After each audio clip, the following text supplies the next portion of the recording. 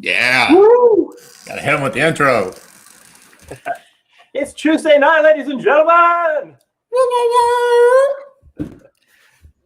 But the boys in the house, Nate McAllister, Christopher Grant, and myself will take you through all the news that's fit to print in the world of FBA. How you guys doing? Good stuff. Doing good, man. Haven't Doing seen you in good. 7 days. No, how's lockdown treating you? Good. Relatively speaking, I feel like it's treating me well. And do we have any, if you want to leave a comment, our Facebook user says, hello, Facebook user. Unfortunately, I feel like the software needs to pick up and be able to tell us the Facebook user's name. It seems like that wouldn't be hard. I think it has to do with the API. It seems like it should be a thing.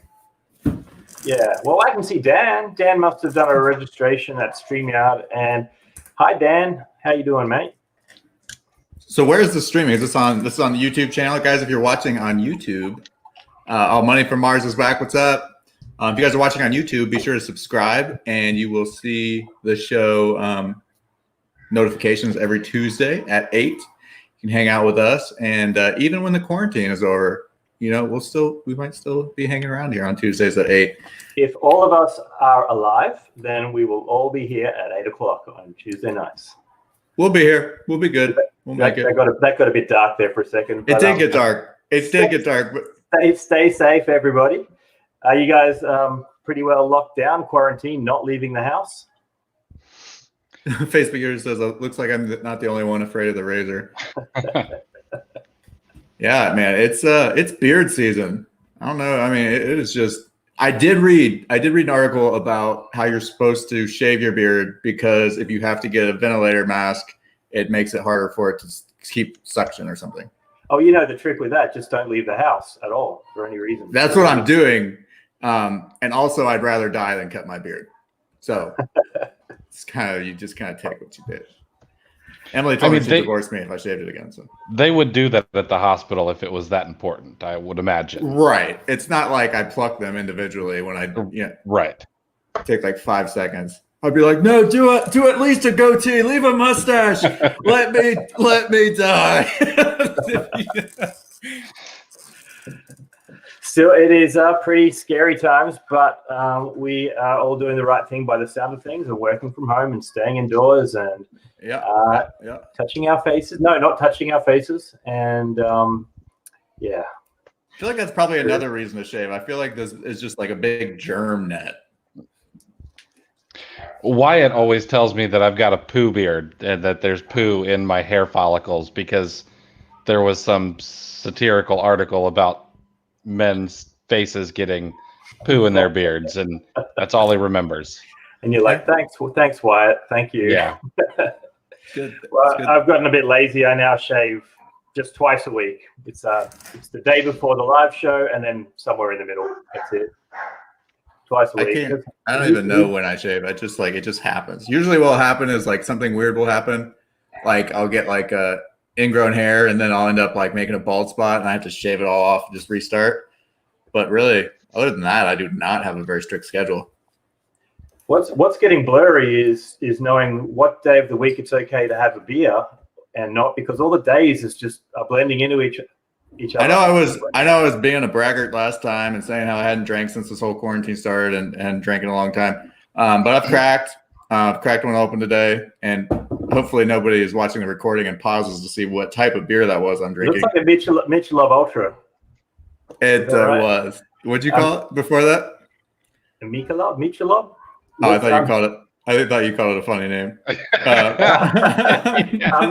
I'm thinking it. Yeah. No, yeah, it's it's my wife's favorite beer, and it's in the fridge. So I was like, you know what, it's time. It's time. I'm not. Who am I trying to impress right now? I've been locked up. Literally haven't left the house in 30 days. So I mean, at a certain point, say la vie. Is that at some point you got to you got to do what's right for yourself, though. I mean, you can't ditch your craft beer sommelier. What do you call it? Well, I haven't had beer at all, so this tastes like an IPA to me, essentially. And even though it's literally like, this is like the pea of someone who drank 3 IPAs. Yeah. This is what you would get. Like if someone had, it's so light and it even looks, it has a very pea color to it. And if anyone is a fan of Better Call Saul and saw last night's television show, you'll get sort of a bit of a relation to that episode and what Nate just said. But we won't give anything away. If you're a Better Call Saul fan, you know what I'm talking about. And if you're not, you should be. Get in there and watch that right now. I'm going to fight the urge to end the show early, but I am inside of me. I cannot wait to go to my room, which is like 5 feet that way, and watch the rest of Ozark season 3. Oh yeah, how many episodes have you got left? I'm not sure. I don't want to give any spoilers. Okay, no spoilers. No spoilers. I'm trying to probably 5. Okay, you're sort of at the point of no return now. Things are moving, and you just binge watch the remaining 5 episodes. Yeah, like Tiger King. Like I said, I think the only way to watch Tiger King, you have to smoke some meth and just sit there, just do it. Just do it in one day, 7 hours. Watch every episode, do some meth, and that's how you. That's the only way to watch Tiger King. The meth didn't make it enjoyable. I didn't have any meth, but I did. That's how I watched it. I couldn't turn it off. How do people turn it off? Like the first 2 episodes, yeah, it's a little dry, but after that, I mean, it was insane. Just to be clear, at home, we are not encouraging the use of methamphetamine. No, but we're also not judging. No. Because I just realized that the coolest guy in the world does it. Joe Exotic. Joe Exotic is not the coolest guy in the world. I'm sorry.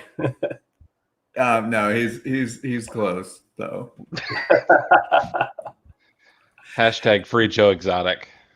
I would do that if I might try to become president just so I can pardon him before. All right, so should we get into some arbitrage related stuff? All right, so there's been a little bit of news in the space, and maybe I'll share my screen so we can go over a couple of news items. Dan Stefan says Ozark is great. It is great. He's not lying. He's not lying. Eric Lehman says, sweet, I know what I'm doing tomorrow. Why wait till tomorrow? Get on in there now and start watching after this show. Don't have anywhere to go tomorrow, so might as well do it tonight. That should be Netflix's motto. There is no tomorrow. Watch it all tonight.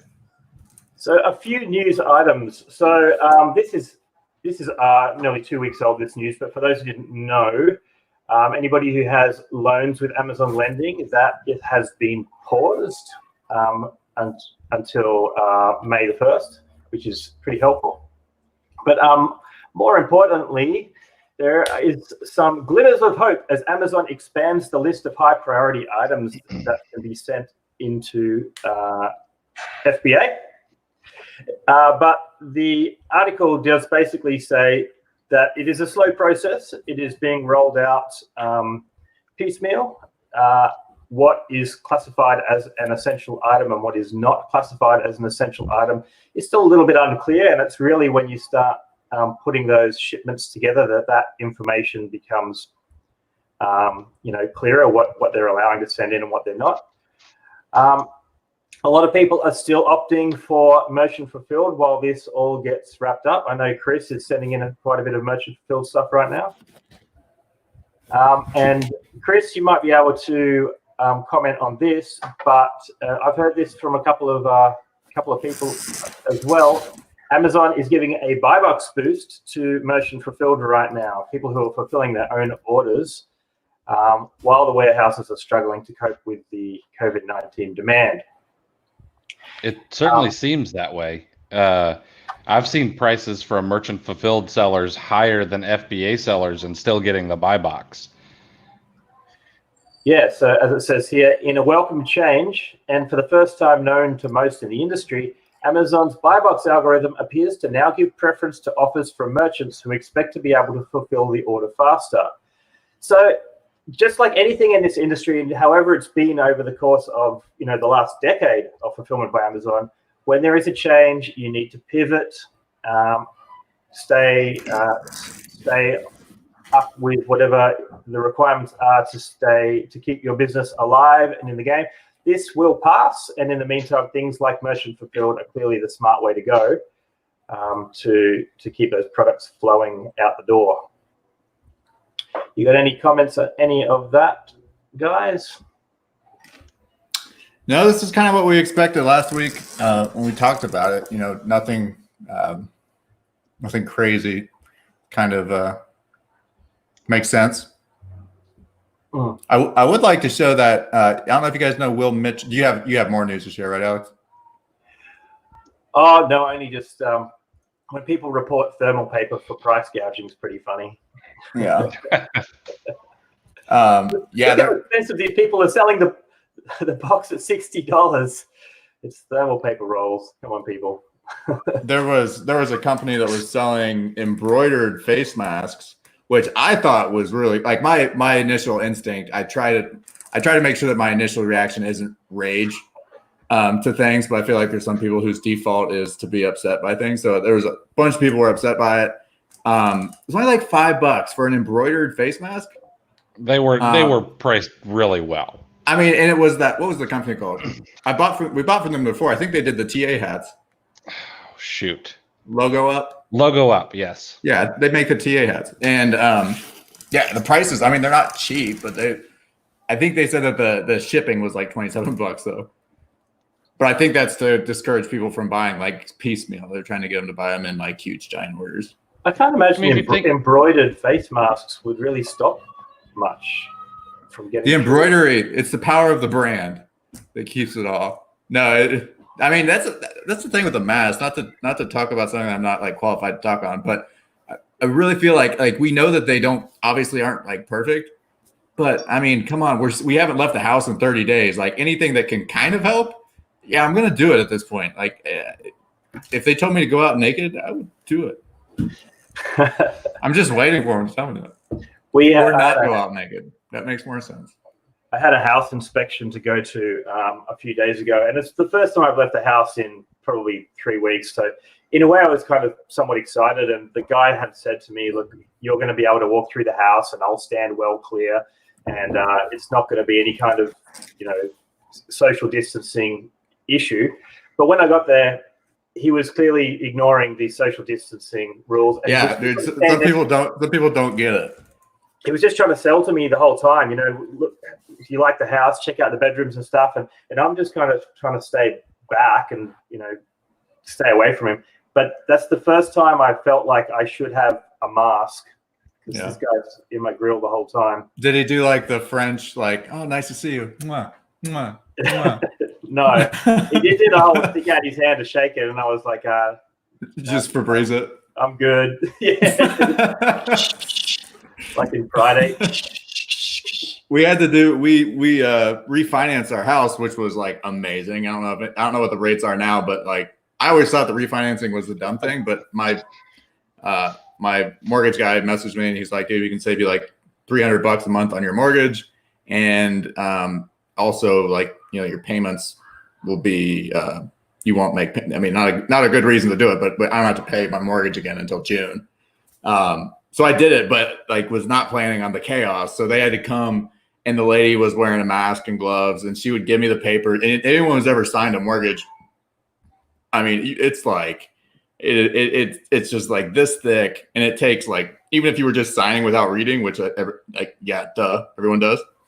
It takes like 20 minutes just of signing. So she watched me through the door. It was so weird. It's pretty crazy. Lisa's had to go to the doctors this morning for a completely unrelated reason. She's fine. You can't catch anything over the stream here.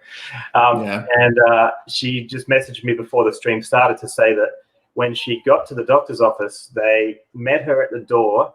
They took her to one corner of the waiting room. They checked her temperature, and so she's not allowed near any of the other patients or anything. And I'm sort of saying to her as well, because she's going for sort of completely different reason.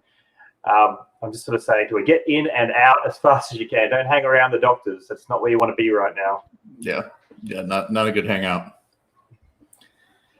All right, guys. Anything else before we get stuck into our tactical arbitrage related stuff. We've done our lockdown tips. Lockdown tips. Oh, darn it. I wish we had a lockdown. We will have, once we can confirm that we won't get fair usage issues or copyright complaints, we will be bringing and dropping the graphics and animations and sound effects. I like it a lot. Like that. At this point, it's like, do they have time to pursue us? Yeah, I think we can get away with one Jim Carrey. I like it a lot, but we'll wait until we checked into the fair use rules across the board before we start loading up the show with comedic sound teaser. It makes everything so much better. I just couldn't resist. So we do have a big number of new Storefront Stalker Pro users.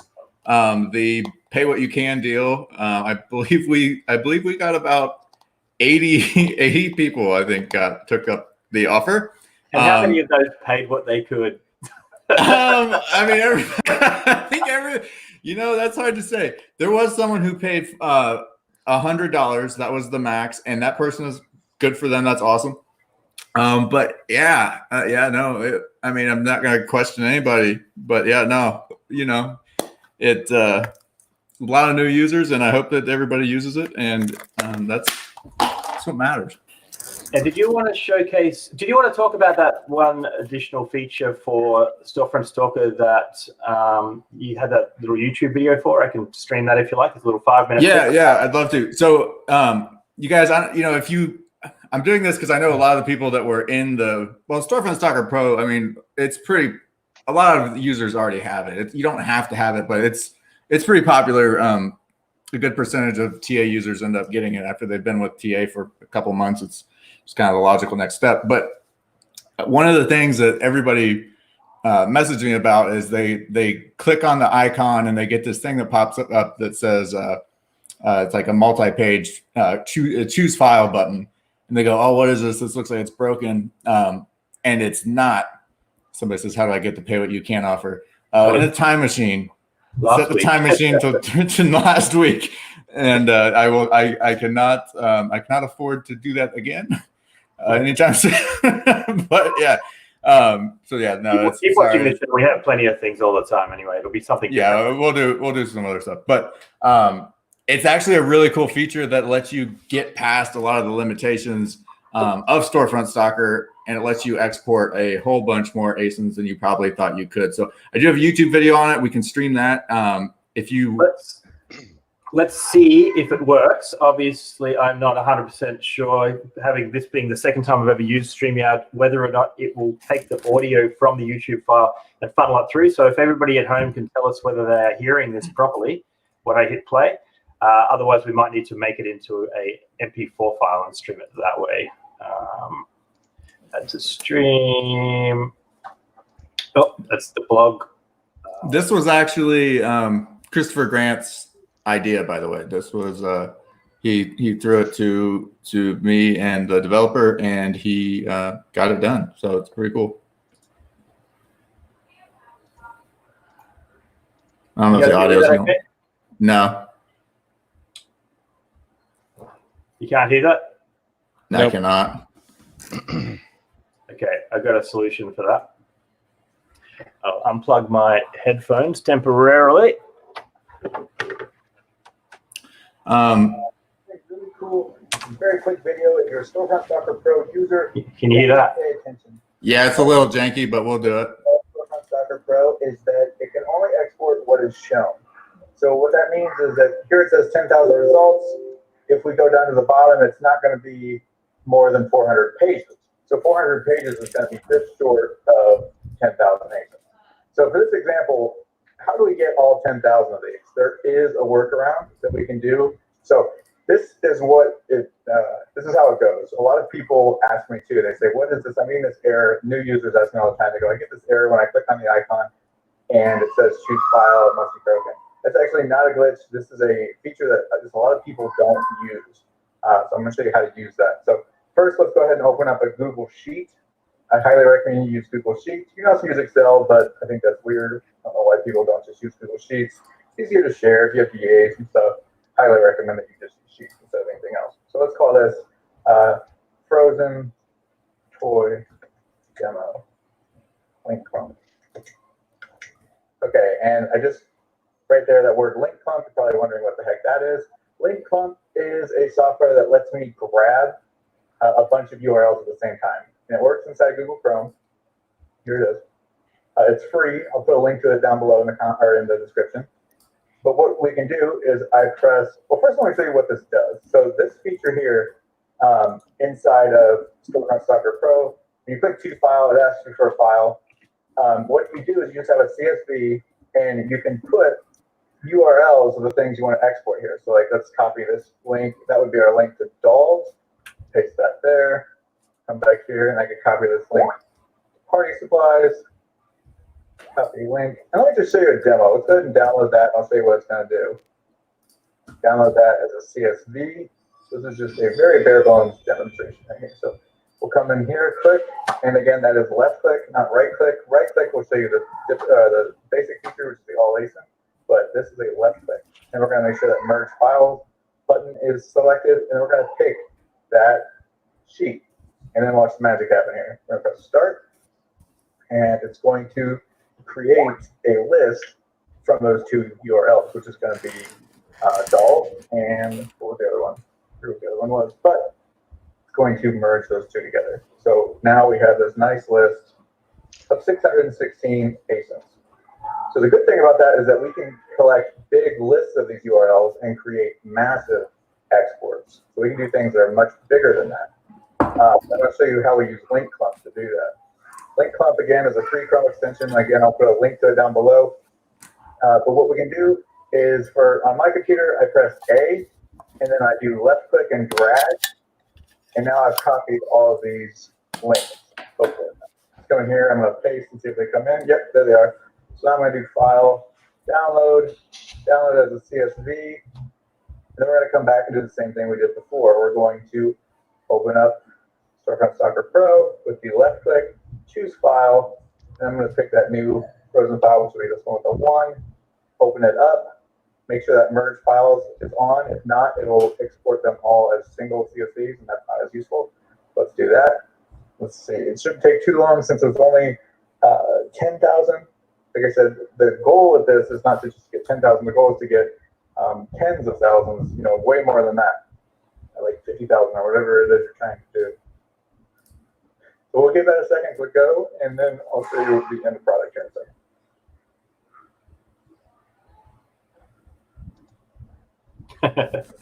I had to throw that.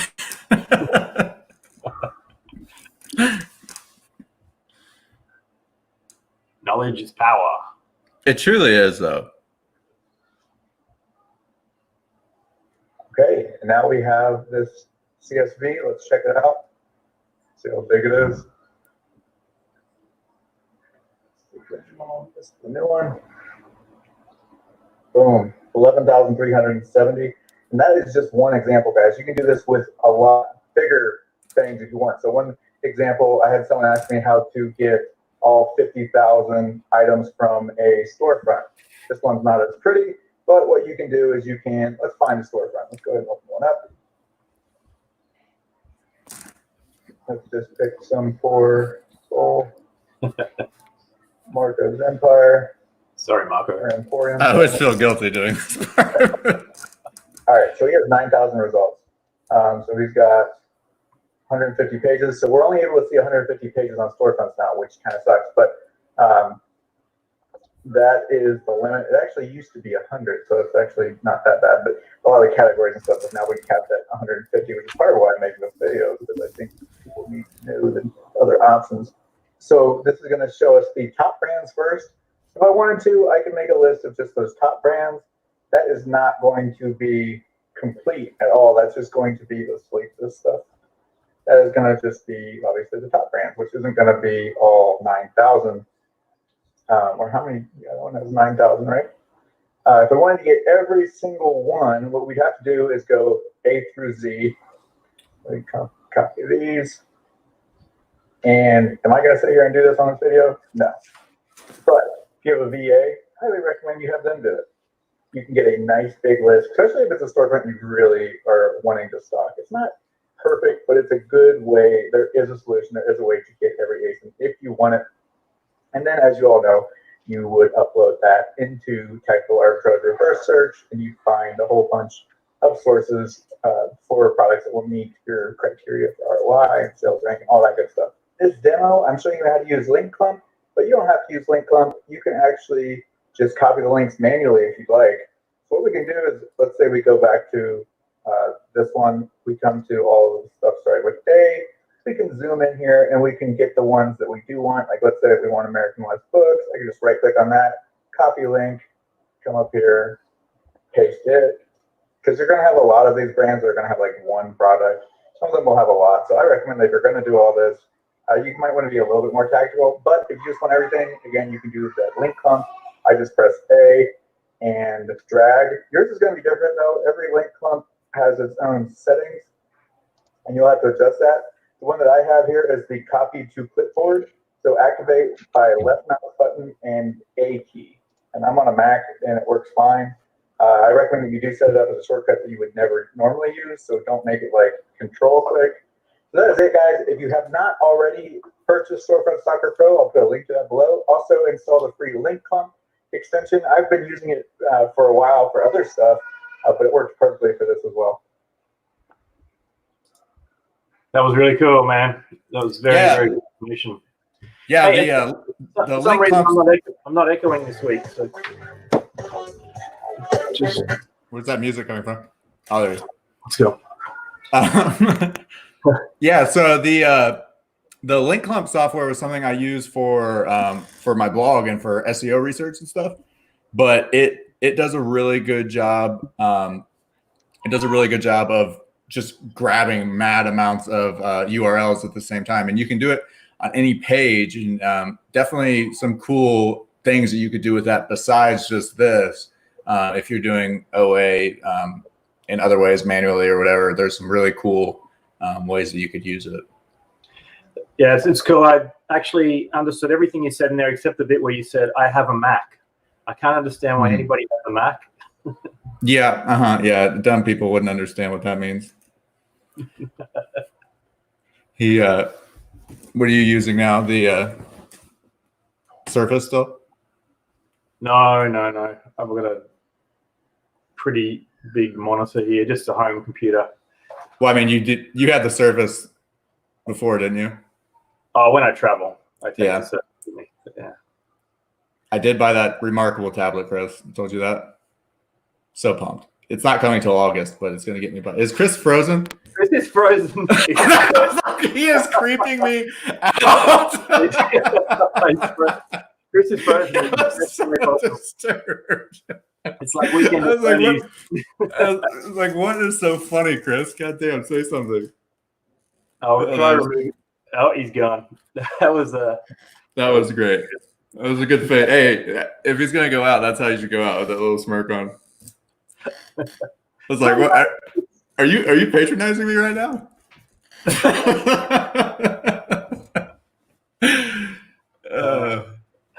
No, that's cool. I didn't actually realize you could. And Charlie has said can't just be done with the wholesale plan and tactical arbitrage. It's different. There is a way to extract users storefronts items in the wholesale plan and tactical arbitrage. However, Nate's method there is potentially even more complete. Some of the algorithms that we use are very comprehensive, but I think what Nate's doing there is digging even deeper into what's possible to extract from a user.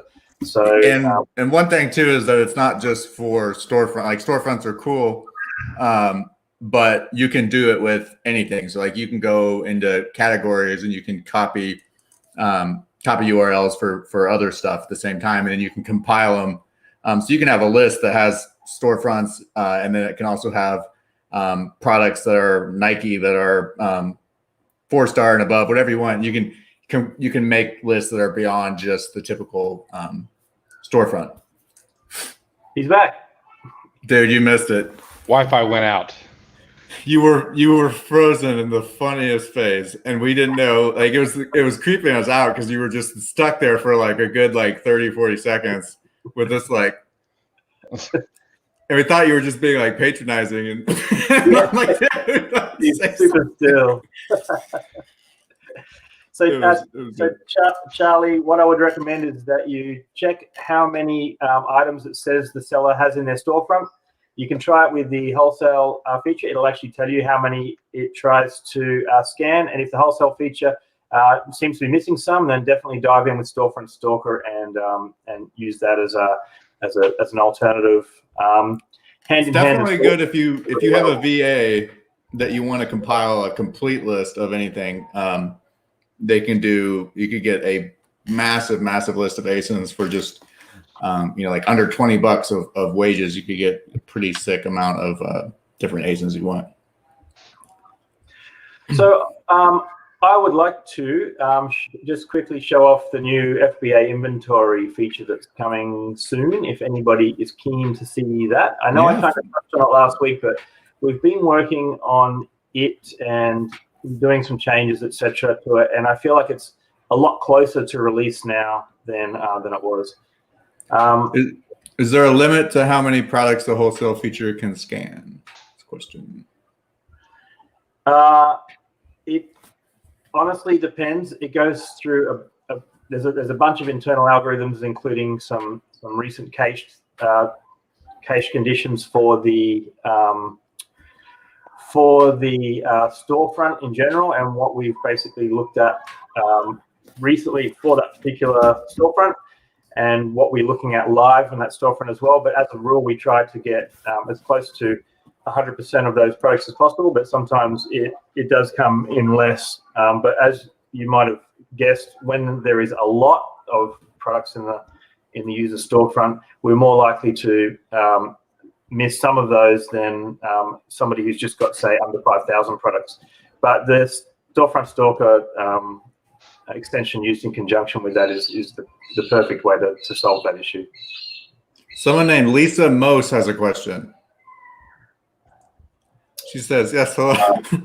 The question for Nate. How do you have dark brown hair but a red beard? That is a great question. And I've asked, myself that. There, it says Facebook user.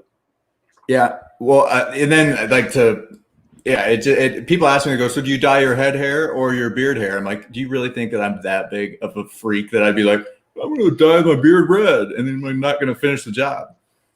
Like, no, it's brown on top, red on the bottom.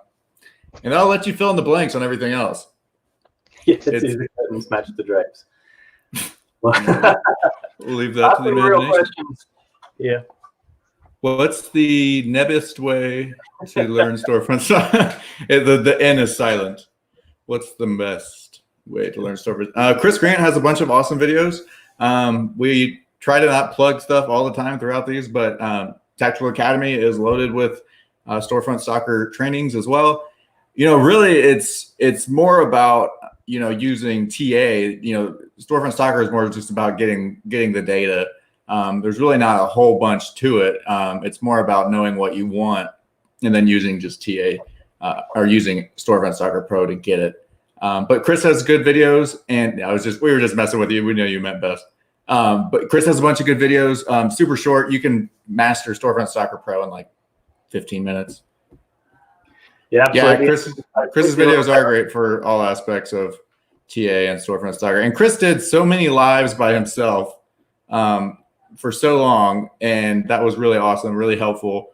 I know a lot of people probably wouldn't have made it through to keep TA and made money with it if it weren't for Chris. So Chris, thank you for that. We've done 2 shows, and it's a lot of work. I'm eternally grateful to Chris, because Chris pumps out so much content that whenever I don't have the time after dealing with all of the development side of Tactical Arbitrage, and I'm thinking, I should put out some kind of promotional content or some tutorial content, and I turn around and Chris has already done it. He's already engaging everybody. He was running Tactical Tuesdays, Tactical Thursdays. He keeps Tactical Academy up to date all the time. His videos are really the Bible of tactical arbitrage, and I don't think anybody knows the ins and outs of TA better than Chris Grant. And Chris's is the New Testament. Chris Green's book, Online Arbitrage, is the Old Testament. Yeah, it is. And he does have a new Keepa mini course coming out too, so I'm excited about that. Keepa is one of those things that it's just like, no matter what you do, I mean, Keepa just seems to be the heart of selling on Amazon if you're doing arbitrage of any kind. So that's going to be awesome. You guys stay tuned for that. I know a lot of the people that we gave it away to some select people who had bought something else through us. But yeah, it's going to be available soon, so that's cool. And is that a standalone, Chris? Yeah, it's a good. So, like, I'll be honest, I've been kind of wish-washing back and forth, and I own both domains. One is like keepamasterclass.com, and then I've also got Keep a Challenge where we could actually like do it live over 7 days. I don't know. I haven't figured out what's best. Those both sounds like Keepas to me. I used that line on my wife the other day. I was like, "Hey, you know what, babe? You're a Keepa." Do we have a dad joke? She walked away. Animation. Do we have a dad joke animation? Oh, that would be No, amazing. all I've got is the I like it a lot. Can I get that though, at least? Can you get on I like it a lot? Yes. I like it a lot. We'll be sure Thank to have you. more of those. Yeah. We should just make a little pool of cash to pay the fees and just accept, just live with the ramifications. It's worth it. I'll reach out to Mr. Carey, and as long as we just exclusively use his content, we should be fine. Yeah. Hey, so down the bottom of the screen, I should say it while it's up. We are trying to support people who are going through the COVID-19 times and the changes that are being made within the Amazon world right now, with a few coupons, one of them being half off Tactical Academy right now. So just pop on over to, I think it's tactical-academy.net. Is that right? .com. .com, sorry. Net. What do you think? We are monsters? we did add a dash, which was pretty awful, but you know. Had somebody already taken the non-dashed one? Tactical Academy was already taken. Don't you hate when you want a domain and somebody owns it and they're doing just jack with it? Doing like a boot camp or something? Like NateMcAllister.com. That guy, he's my second least favorite Nate McAllister. He's your Carol Baskins. He's my Carol Baskins. No, he won't sell me my domain. He's got one page up there. He's a video editor. I hate him. He's probably a great guy. Half price. You can jump on in and get that now. That is extremely good value. The amount of content that Chris and Nate have put up in there is phenomenal. You can also get 15% off a Tactical Arbitrage annual tier at the moment. We're keeping this going for a while Amazon restabilizes, and that's with Jeff had asked if that rate grandfathers into the next year. Should, right? Yes, it does. So if you get the 15% off annual tier, then that's going to be ongoing. So it's win-win if you jump on that now. See, this would have been another great time for the lockdown gif or media. Lock it down. Lock it in. The other two are fairly self-explanatory. There is a 14-day trial for new people just starting out with CTS 14. Normally we only have a 7 or a 10-day trial, so that's pretty much double the length there. And there's also 2 months for the price of one, which is a no trial deal for somebody who just wants to jump in and grab.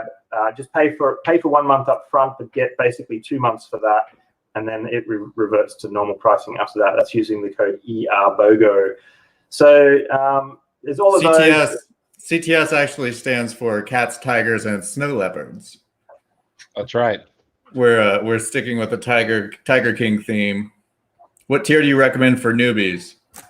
Well, I think you should recommend. I mean, everybody should start with the full suite trial, just so you can see everything, and then downgrade to what you think you want. Obviously, we're not going to tell you that everybody needs the full suite, because some people aren't going to do Amazon flips.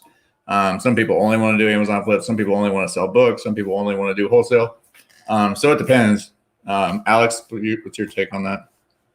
Well, Amazon Flips is actually being cordoned off into another domain right now, but you could start with full suite, and you'll get like product search, reverse search, wholesale search, library search, always be scanning, and the inventory, new inventory thing, which is releasing soon.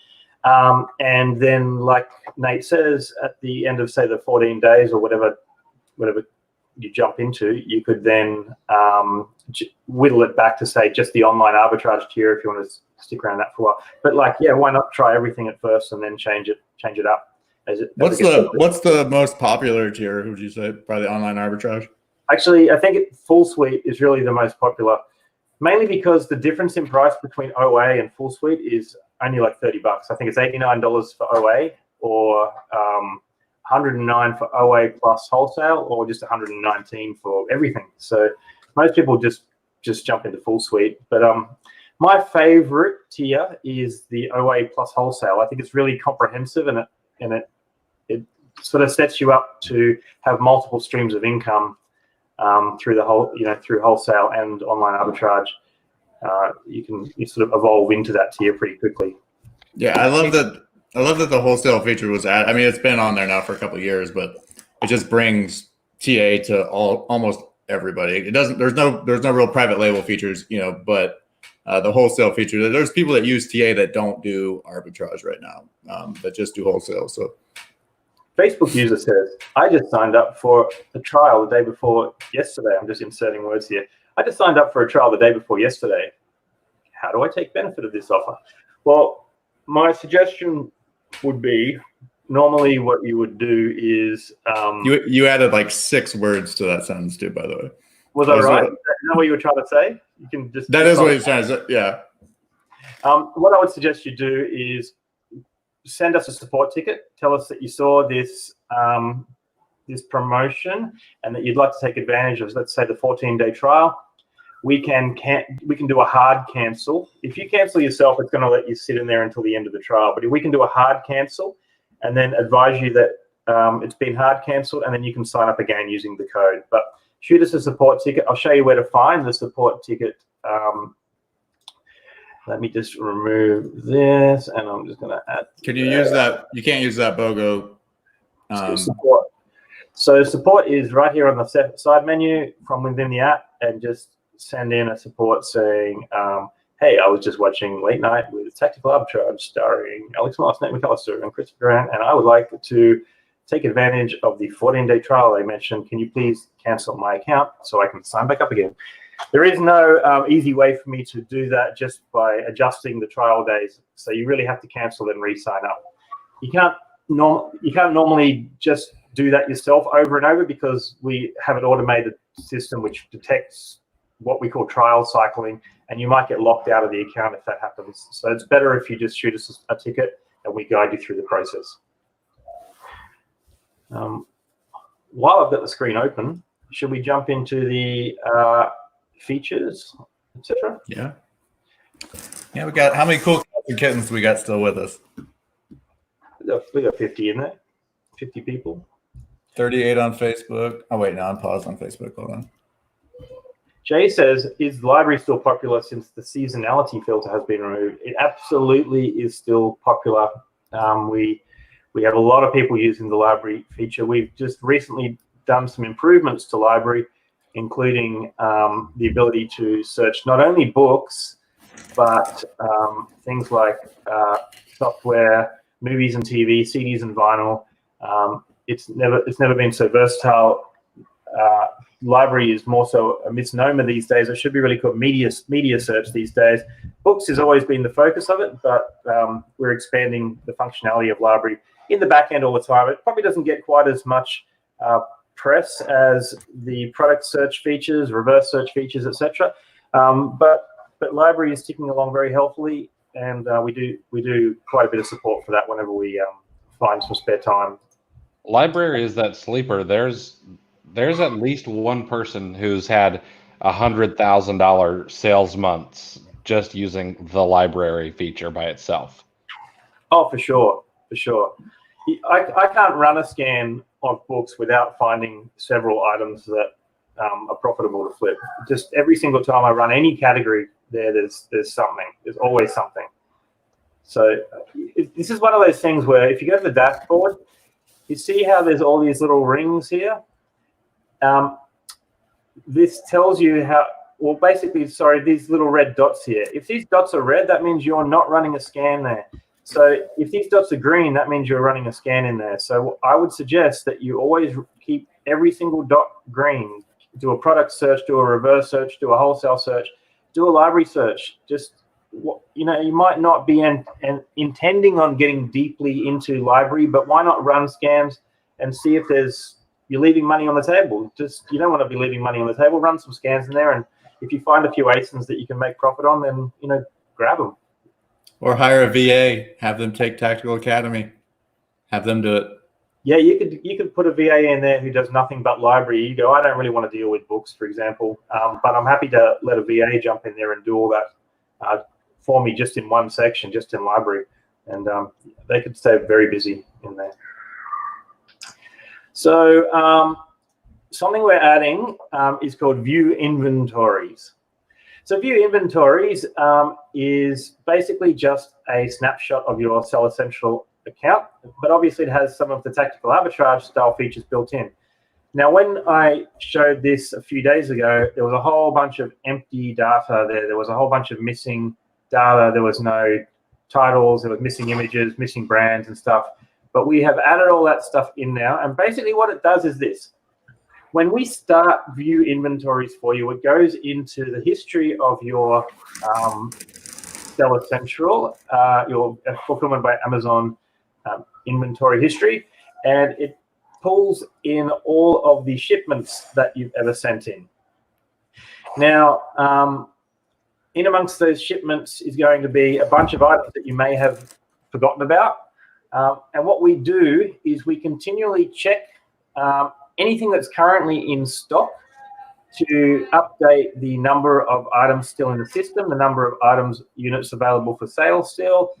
And every time you return to the page, you'll see these numbers change as you're making a sale. Now we're going to add to that. We're going to be putting pop-ups on the screen when you make a sale, for example, so that when we see, for example, units in the system drop from 4 to 3, we can put a pop-up on the screen to say, hey, you've just made a sale of this particular ASIN. You should add the ability to turn on or off like a cash register sound. That'd be cool. It's all about the graphics and animations. Yeah. And So another feature we've added on this since last week is to include out of stock. Now, as everybody knows, I don't run any active products. Any active products in. Are we getting an echo? Just a little. No, that was me. Sorry, I was trying to reply to something on here. Oh, okay, cool. Because I just don't have the headphones on this week, but it seems to be holding up. So yeah, it's weird. It's working perfectly now. So I've added this include out of stock button. So it's on by default, but if you just want to see the items that you've got on the shelf right now, you can just basically untick that button, and it'll only show you the items that you currently have in the system. So that's cool. What it does when it brings everything in, everything that you've currently got in stock, it'll do a complete update every 12 hours on all of the rank changes, the pricing changes and whatnot. But every couple of hours, it'll do like an even more granular look at changes to availability for sale, what's sold, what hasn't sold, etc. And you'll find that this is fairly dynamic, this page. Things will be changing all the time. One of the good things, though, about having the grayed out ones, which are the ones that have already basically run out of units available for sale, is you can go in there and run reverse searches on those using reverse search button at the top of the screen. Essentially, the page is run a lot similar to any of the view data, view reverse, view wholesale style pages. You can pretty much do anything on this page you can do on those pages, including save products to save lists, making notes on products, etc., etc. If anyone's got any questions on this page, you can feel free to throw them into the chat. And I think the best thing's going to be is for me to just release this as soon as possible. And we are super, super close now. Yeah. I'm hoping within a couple of days. This is just like, I hope people appreciate how sweet this feature really is and don't just overlook it, because it really is awesome. A lot of savvy sellers were already, going back over their old inventory, but this making it so it's just built into the software is amazing. Yeah. I like to think that it'll get used correctly by the people who know sort of who can see the advantage in this. But time will tell. We release some things and we get massive fanfare that I would have expected, nothing for, and then other things we spend months on this major feature and there's crickets. So we do our best to sort of listen to feedback, and this has been a requested feature for some time. So I suspect that this is going to be received well, basically. Yeah. We'll have to promote it a lot, because I feel like it's gonna need attention. It's just amazing. I can answer this. No, we're not doing a repricer. I just don't want to mess with people's. I just don't want to mess with people's money. We're not trying to be an all-in-one application. We're trying to be a sourcing tool. We've always wanted to just be a sourcing tool, and we don't really want to go into your Seller Central and start adjusting your prices. There's too much room for. I want to say there's too much room for error. Our developers are very good, and we would obviously code things that were extremely secure. But I'd rather we stay inside our lane, and which is remain a sourcing tool with features that complement that sourcing ability. I would suggest that you use a repricer as a different tool. Can you recommend a good repricer, guys? There are several out there.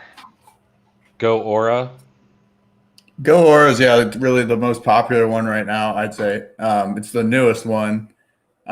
Be Cool was popular for a while.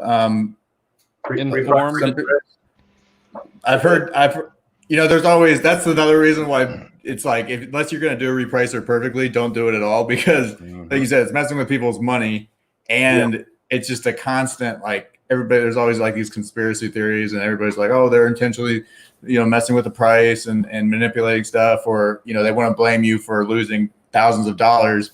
It's just really not worth doing unless you're going to really, really do it. So I think that's a smart call, Alex. Like, people have asked for features like this. They've asked for features like Jungle Scout. And I think it's just always been smart that you've put 100% of the effort into being the sourcing tool versus everybody, all in one. It's just other things would suffer. I do have an article I wrote that includes every single known repricer on my blog at entreresource.com. I'm not sure the full URL, but if you go to my site and type it repricer, there's a couple of articles.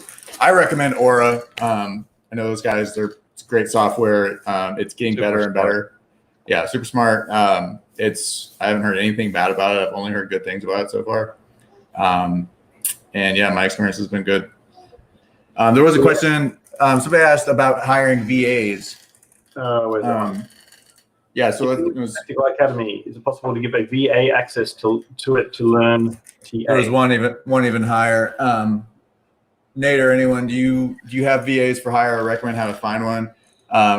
My recommendation for that is that you, number one, my mistake, early on, actually how I met Alex was through a lead group. I was running an arbitrage group, and we had a bunch of VAs that were finding us products. And I mean, those groups are awesome. But we had a VA who was double dipping, and we found out that she was sourcing, not just she, it was her and then her mom were sourcing together. And then they were also selling those leads to another group. So both of our groups were getting saturated. And the problem with, obviously, is that when you're telling people that only 10 people are seeing the leads, and then really it's 50 people, those aren't profitable leads. Those are just landmines for people finding stuff that's going to tank. So I felt really, really bad about that. And I promised myself after that happened, I was like, I'm never going to hire a VA that says that they already know how to do arbitrage, because one, they probably don't know how to do it really well. because there's just a lot of nuances that have gone into it and things change. And number two, it's just risky that if they know how to do it and they've done it in the past, it's just very risky if you're paying someone a lower wage, like from the Philippines or from India. I do recommend the Philippines. It's just always been my best experience. The time zone and the English is great. But if you do that, you just have to be careful because it's very easy for them to want to double dip because they're making output that's virtual, which can be like it'd be like if you're picking apples and you had 40 apples, but every time you gave them away, you didn't lose any. You could just keep giving them and giving them and giving them. So that's the risk with that. So you want to make sure that whoever you hire, you let them know, hey, listen, I will pay you, what you're worth, and I will let you work as much as you need, or whatever you tell them. Be like, the biggest rule is that you source only for me. And if that's a problem, just let me know, and I'll just have to find someone else. It's not smart. It's a good way to lose money. It's a good way to find good leads and then lose money, because if everybody sees them, it's not a good lead anymore. But I do recommend I work with Nathan Hirsch and Connor Gillivan over at they sold FreeUp this year, and I work with them on a new project called Outsource School. You guys maybe have seen that. And they left FreeUp in good hands. The people from the Hoth purchased it, and that's where I recommend people go. And there's a couple of coupon codes across the internet for your first hire. Google it, you'll find one. I have one on my site. But yeah, that was my recommendation. And then also somebody asked about Tactical Academy. Can you give it to a VA? Yeah, we don't. Just have them log in with your username, and we won't. If we see somebody logging in the Philippines with your information, we won't shut you down or anything. If you message me, we've actually made it so that because there is a very cursory VA course inside of TA Academy about hiring VAs, very cursory. So if you don't want them to see that, we have actually made it so all of that is gone. You message me and I'll give you a link to have your VA sign into their own account for Tactical Academy. Yep. Jessica says, does it show historical profits at all? You may answer that. I mean, that's going to be no, because you'd have to import we wouldn't know the buy prices for the past inventory. So no. It would be cool if someday you could make it so you could upload certain amounts of inventory that already had it might be more work than it's worth, but yeah, currently in the near future, no. I just want to show you something with always be scanning for a second, and I'll just preface it with this.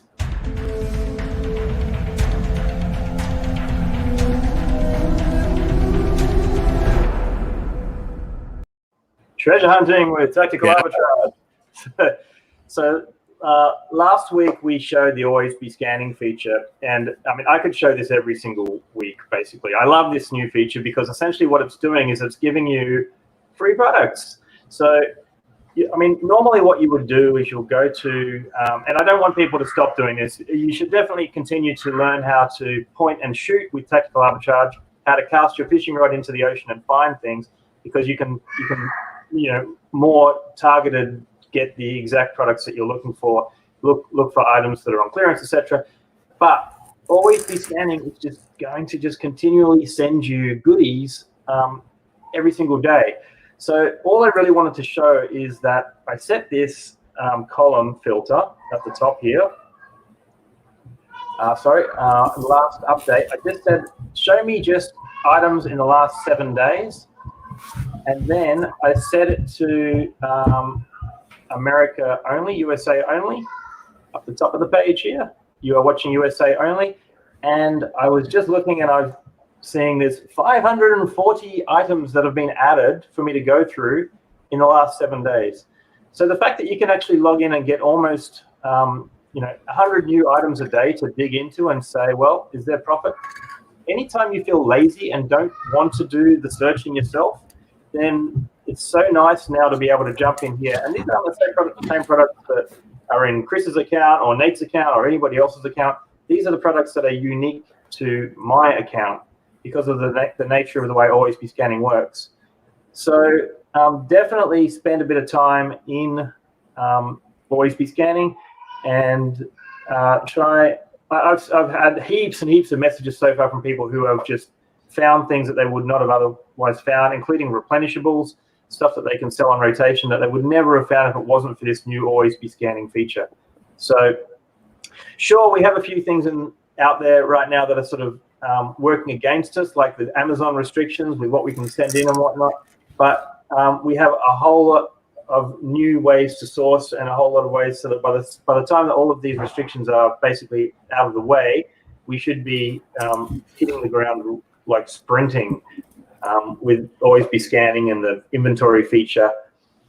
And I should always also show something else here, which is coming very soon. And we're going to finish the inventory release first, but the very next thing we're doing after that is we're releasing this new tactical arbitrage, which looks just the same, but it is using a whole new code backend. So everything is faster, smoother, sexier, more flowing. As soon as you click buttons, it does exactly what you want it to do. The pages load faster. There is, dark mode as well, which I think is super cool. You're working at night. One other thing that's really, really cool about this is it is responsive. So if you are sitting there on your iPad wanting to run some searches, using current day tactical arbitrage, once you start messing with the screen size too small, it does get a little bit janky and harder to use. But it's all been redone. Let me see if I can resize the screen here to simulate, say, a phone, for example. So now we're sort of maybe looking at a iPad mini or something, or a Samsung S20 or something, and everything's been... I like how you said iPad first. You secretly want to be a Mac guy. You're afraid. You're in too deep, but you want to be. I've had a Mac, and I still have PTSD from that entire experience. But I love how this is completely responsive. Every single page is responsive on that. Everything loads quickly. It's just a few things we have to finish on this because we've had to redo every single feature. Every single feature that's in Tactical Arbitrage had to be redone in the new code.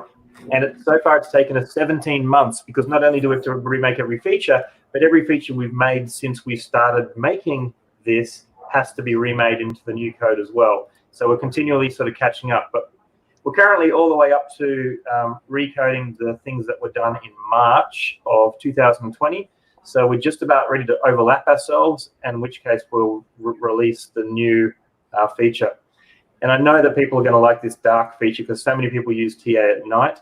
And you can also see up here that we're going to have languages as well. So we haven't completely imported all the language packs yet, but it'll be basically that if you select, German or Spanish is going to be definitely in there, or possibly even Philippines language, which I think is called Tagalog. Is that right? Yep. So it's going to basically change all these menu settings to the local language that's set up the top here. And that's going to be extremely useful to people, especially when training a VA. It'll just be that one less sticking point for them to get started if they can read all of the menu settings in their home language as well. So that's all coming soon. It's basically Tactical Arbitrage 3.0. If anyone's been around since 1.0, they remember how it originally sort of looked very, very basic. And that's hopefully coming around the end of April, early May. So this is something to look forward to in addition to the other features right now. Do we have any questions before I jump out of Tactical Arbitrage and back into the main room? I shared a picture that I would love to end on if you guys want to kind of discuss it a little bit. It's a picture from a company called Stackline. They put together a list of, and it really is just more interesting than, it's insightful, but it looks super spammy. I promise that's the image link. Let me just, where is that on Facebook? Yeah, you can click it on Facebook and it'll open up another window. But yeah, it's really cool. I think we should go through it real quick. Shout out to Will Mitchell. He was the first person I saw share it. in the meantime, we want to answer these questions while he's getting that. Does scanning speeds change significantly depending on internet speeds, laptop, desktop, iPad specs? Yeah, no, it's server-based stuff. So if I mark an item as a mismatch, does it notify TA and someone corrects this item, or what does mark as mismatch do? Like it just goes into your mismatch folder. There's no more like global mismatch fixing anymore because that was a problem. Yeah. Yeah. Right.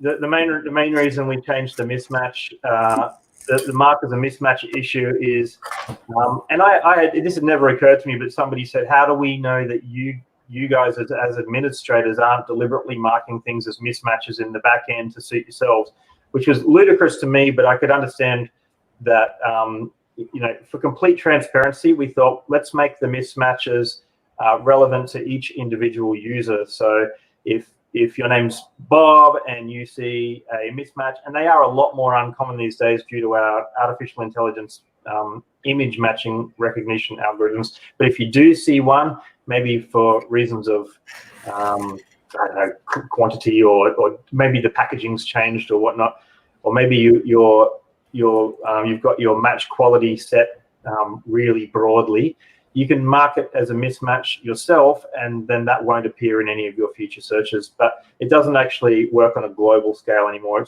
It's purely unique to you and your own searches. So basically what Chris just said, but I gave you the rambling version. So situation. Sorry. Yeah, so this is we'll answer one more question and then we'll get into this. Shazad said, how often, actually there's two questions. Aaron, this one? Yeah. Mm-hmm. Any recommended settings changes? Chris uses this, so I don't want to jump into settings without revealing my keys, but in the settings, there is a section there to generate the fees based on FBM instead of FBA. So it'll basically tell you what Amazon's going to take as their cut and give you the correct calculations based on FBM versus FBA. You may, however, want to include in your product search some additional shipping costs as far as what your shipping would possibly be to ship an item FBM. Is that what you do, Chris? Yeah, this is the tough part because you never know where it's going to go. So you just have to take it. Like if I'm shipping, I mean, I do a lot of makeup and stuff. So wearing it or selling it? Both. Because you look amazing. Thank you. It takes me an hour to get ready for you girls. You're glowing. Shipping here to Alaska can be $5, from Florida all the way to Alaska if it's under a pound and it's first class mail. But once you get over 16 ounces, then it starts to get really difficult to figure out. So, I just figure in like $5 a pound and then you just kind of have to go with it. It's probably not going to be that much. But I also try to stay to smaller and lighter items if I'm going to be doing FBM. I'm really not trying to ship a water cooler across the country. So the hack here, of course, is to use this cost per pound to ship, which actually says cost per pound to ship to Amazon. It's based around FBA, but if you're going to be using FBM calculations, then you can put in like a estimated cost per pound to ship to a customer, basically. So it'd be pretty simple for me to actually change that as cost per pound to ship and lose the to Amazon bit if Merchant Fulfilled is selected in the settings instead of FBA. But that's probably a good place to sort of integrate some costs to see where you might end up at the end of the day. Any other questions there? How often do you guys recommend running a search of a particular website? Depends. So, what's your take on that, Chris? I mean, it depends on their sales cycle, So and I've said this hundreds of times. I like buying from Walgreens, and Walgreens has like a set of sales that they run every so often. So I'm not going to run Walgreens makeup this week Well, actually, I will run Walgreens and makeup this week because there's a sale. But next week, that sale will probably be gone, and it may be the Walgreens brand that's on sale. So, I mean, I could do it. I could run Walgreens every single week. It just depends. If you're running something like Walmart, you're probably going to need to run it all the time because there's so many categories. But if you're chasing sales, then you need to keep track of where the sales are with something like SalesGazer is free, that tracks you get all the sales in your email, or in an email inbox. There's all kinds of ways to do that. So it just depends. That's a tough question to answer. And I guess something that we didn't really do a lot of promotion when it first came out is there is the ability there to just set a scan as auto run. So in this case, we've got auto run settings for a Sephora scan there. You can just set it to repeat once a week. And that's one way of basically automating that. But I like Chris's way of like trying to just keep your finger on the pulse of what the current sales are at each place and ride those waves accordingly. You can definitely do the lazier way of just auto running scans, and I mean it's certainly a good way to see products always appearing in your account. But the more targeted and the more on the pulse you are yourself, the more proactive you are, keep monitoring these things and running things yourself, the better you're going to be at getting to those deals first and finding things that others wouldn't potentially find. Mm-hmm. Best of both worlds. Cool. All right, there's the site for the sales emails, SalesGazer, right? .com, Chris? Yeah, SalesGazer.com. That's a really under appreciated little tool Chris made that doesn't get a lot of attention like it deserves. It's really good. So check that out. Free, good stuff. Yeah, do you want to check out that just like 5 minutes to look at this? I think it's got some cool insights. It is interesting. Yeah, and I think it's important. It's important for a couple reasons. I mean, number one, sales rank is going to be destroyed by the time that this is all over. Your buying decisions are going to be dramatically skewed. So it's important to know what things are going to be inflated and exaggerated, and then what things are going to actually be more likely to make a nice comeback. And also when you're sourcing, you'll see products that will look really profitable. Specifically, if you're doing any type of Amazon flips, even though it's not in TA anymore, but there's going to be some things that are going to be way below MSRP right now because they're just not, people aren't buying them. Like nobody's buying luggage.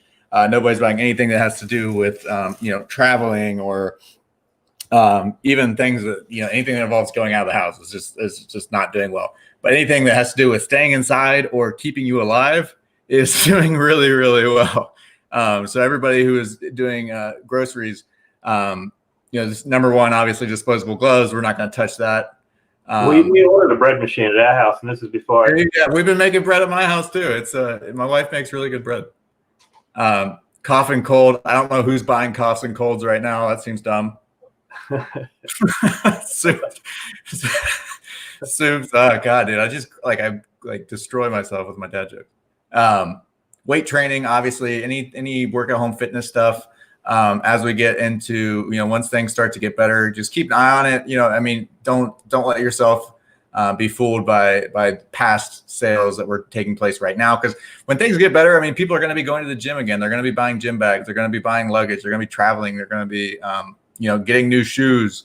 A lot of stuff like people just don't need right now. I think it's really important. If you guys have time, I would go through this. Not saying to look at it and then prepare for the next pandemic, but I think it's kind of smart to go through here and be like, hey, I should probably diversify my brand into a balance of these things that do well during these crazy times and things that don't do well. So, you're not just 100%, because if you sold just luggage, you're really, really hurting right now. But if you sold groceries or if you sold bidets or if you sold anything like home office related, anything that makes somebody's time at home more enjoyable. I know, games are up. Things like computer monitors, I think, is on there. Just little stuff that people that are working from home trying to make their lives a little bit better right now. So it's important for a couple of reasons. So I really would suggest that you guys go through this. I'm just trusting the accuracy of it. I'm not going to say that I've verified all of it.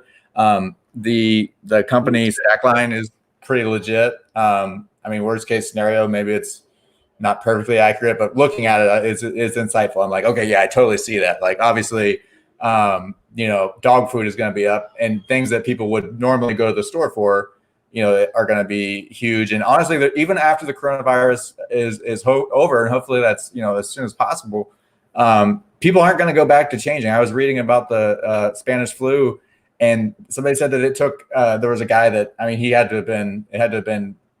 to be dead by now, but there was a recording of him talking about it. And he said that it took like 4 years before it felt like everything was normal and people felt comfortable really going out. So, I mean, Amazon is, not to try to make it seem like this is a good thing, but Amazon is going to come back very, very well in all categories. Once this gets better, even those ones that are doing, if people are still traveling, luggage is going to go up. If people are still, if baseball season's back, I mean, all those sporting products are going to be going down. Football stuff's going to be down. You got to keep your eye on that. If you feel like, oh man, it's getting to the point where it looks like football season is going to be canceled, maybe I should not be stocking up on that. Just keeping that stuff in mind. Those seasonal things are going to be taking big hits, good or bad. So I think it's definitely smart to do this. Obviously, we all wish that we had this foresight and knew about, this sort of thing. But I just think, it's worth taking, the time to go through, and I'll just read this and see. It's kind of cool too. It's just looking at it, you can really see the picture of what's happening and what people are thinking about just based on what they're buying. It's a little dark, but it's kind of like ping pong is up. Number 90. Bird food is a little. I guess it's probably older people that don't want to go out and buy. I mean, anything that you would have to go to the store and buy. It's funny because like the things that we're thinking about at home organically without even like knowing about this list. Like potty training supplies. We've got a 2-year-old at home. We're actually thinking, well, now's a good time to actually really sort of push the potty training. So, right. We've bought a sort of a, what do you call it, a Paw Patrol potty off Amazon, and like a little book on potty training and stuff. So those kind of things and pasta. We were unable to buy spaghetti. We could not buy spaghetti. It doesn't matter where we looked. Yeah. So yeah, a lot of these things make total sense, and so I think that this list is extremely accurate. We can't get it. Also, some of these might be opportunities for the fastest growing ones to go in there and be like, hey, if these are out of stock, I mean, it might be an opportunity for me to get in there at the buy box and FBM some things. Yeah. Obviously, it's gonna be hard to source these because the reason they're so popular, they're going to be a lower supply. But there's a lot of takeaways from this. Go ahead. Here's an interesting statistic. In the grocery category on Amazon, items that have an average 30-day BSR from 1 to 200,000 have 89,000 ASINs currently out of stock on Amazon. Wow. And that out of stock, guys, is a huge. I mean, that's something to definitely look at too when you're looking at sales rank going forward. I mean, out of stock messes with things. So a lot of things that people would have been buying, they couldn't buy. That doesn't mean they're not in demand. It means that there's just no supply. So there's just going to be a lot of little nuances about planning the forecasting and all that for what you're buying and how it's going to sell in the future. So even though you can't go back and stock up on these top 100 things right now, looking at this list has a ton of value, and I highly recommend. Again, we'll just end on that. I highly recommend you guys check that out, and good job to the Stackline for putting that together. That's really, I kind of thought about that. I wanted to look into to see that, but I was like, oh, the data's probably, it's going to be a pain. That'd take like 5 people, 2 weeks to really get that together properly. So good for them. See a positive comment there from Jessica that we are in the right business right now, and I firmly believe that we are in the right business right now. Without making light of it, I mean, nobody wants to. I mean, none of us want to be in this position, it is a weird feeling when you're trying to tell people how to make money during it. But we're not telling you how to make money by taking advantage of anybody or anything. We're just everybody needs to do what they've been doing, and eventually, hopefully, get the economy stimulated again. And there's no guilt in you guys pricing fairly and selling these things and worrying about making your money right now. Everybody should be focused on that. There's no shame in that. Okay, awesome, guys. Thank you so much for joining us for another episode of Late Night with Tactical Arbitrage. Yep. We will be here again next Tuesday night, 8 p.m. Eastern Standard Time, and we'll go over what the changes have been in the week to come. Nice. Hit him with the outro. Hit him with the outro. All right, guys. Hit him with it. Crank the volume.